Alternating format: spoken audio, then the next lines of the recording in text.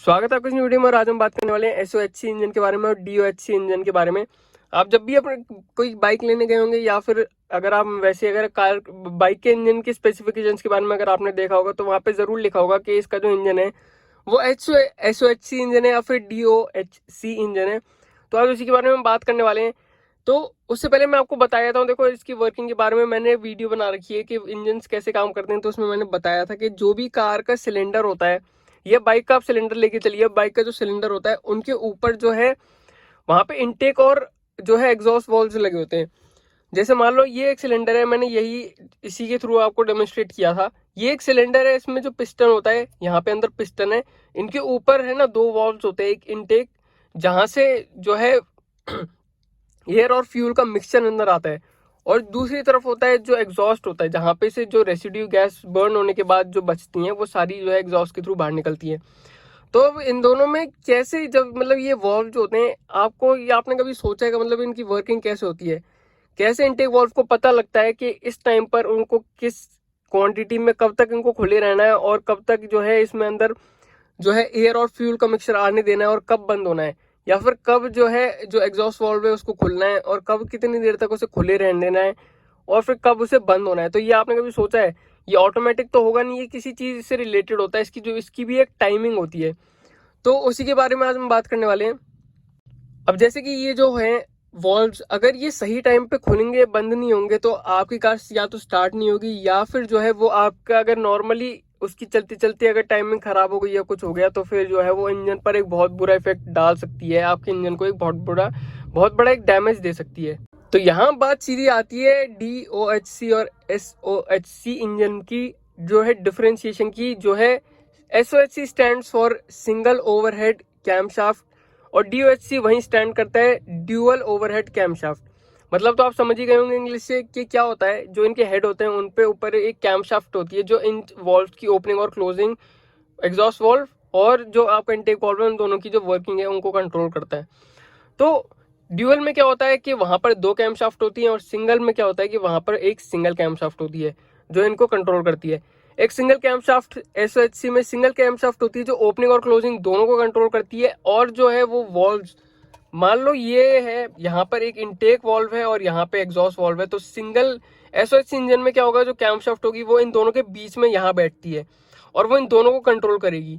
लेकिन डीओएचसी में क्या होगा कि यहाँ पर अगर दोनों वॉल्व है, यहाँ पे इनटेक और यहाँ पे अगर एग्जॉस्ट है, तो डीओएचसी में दो ऐसी कैमशाफ्ट होती हैं जो एक इसके ऊपर बैठती है और एक इसके ऊपर बैठती है, दो वॉल्व्स के ऊपर।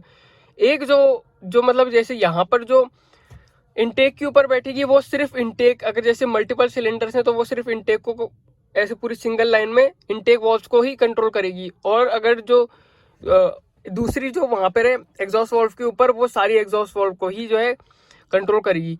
तो ये जो है एक बेसिक सा फर्क हो गया एसओएचसी और डीएचसी के बीच में। तो अब आप समझ गए होंगे इसके क्या फुल फॉर्म होता है और उसका क्या मतलब होता है। अब बात करते हैं इनमें से कौन सा ज्यादा फीजेबल है, कौन सा ज्यादा सही है। तो देखो, जो आपको एसओएचसी होती हैं तो फिर ये वाली जो चीजें होती हैं ये आपको ना इकोनॉमिकल बाइक्स में मिलती हैं, जो सस्ती बाइक्स होती हैं। क्योंकि पहली बात तो ये बहुत सस्ते होते हैं बनाने में, दूसरी बात ये कॉम्प्लेक्स नहीं होते हैं, बहुत आराम से बन जाते हैं, और तीसरी चीज ये जो है इंजन को हल्का भी रखते हैं। क्योंकि ऑब्वियसली बात है एक कैम शाफ्ट होगी जो सबको संभाल रही है, तो ये जो है इंजन को सस्ता भी बनाएगी और उसको हल्का भी रखेगी। अब आप जैसे जैसे महंगी बाइक्स पर जाएंगे या फिर ज़्यादा टेक्नोलॉजी की बाइक्स पर जाते हैं तो उसमें डीओएचसी ही आता है।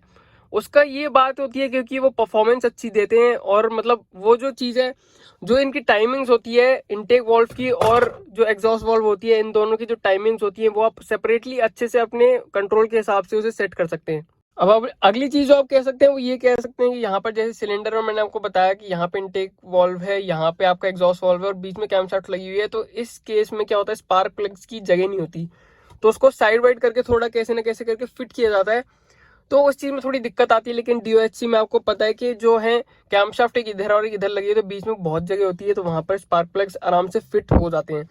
अगली चीज जो है कि वहां पे अगर स्पार्क प्लग्स जो है अच्छे से फिट हो गए डीओएचसी में, तो उनकी जो फ्यूल है उसकी प्रॉपर मिक्सिंग और कंबशन बहुत अच्छे से हो जाता है। लेकिन जो है एसओएचसी में मिक्सिंग तो हो जाती है लेकिन कंबशन उतने अच्छे से नहीं हो पाता है, क्योंकि वहां पर जो स्पार्क प्लग है वो साइड से थोड़ा, मतलब आप कह सकते हैं कि प्रॉपर तरीके से नहीं लगाया जाता, तो उसका थोड़ा डिफरेंस आ जाता है। तो इसकी वजह से डीओएचसी जो इंजन होते हैं वो एफिशिएंट भी ठीक ठाक आप कह सकते हैं।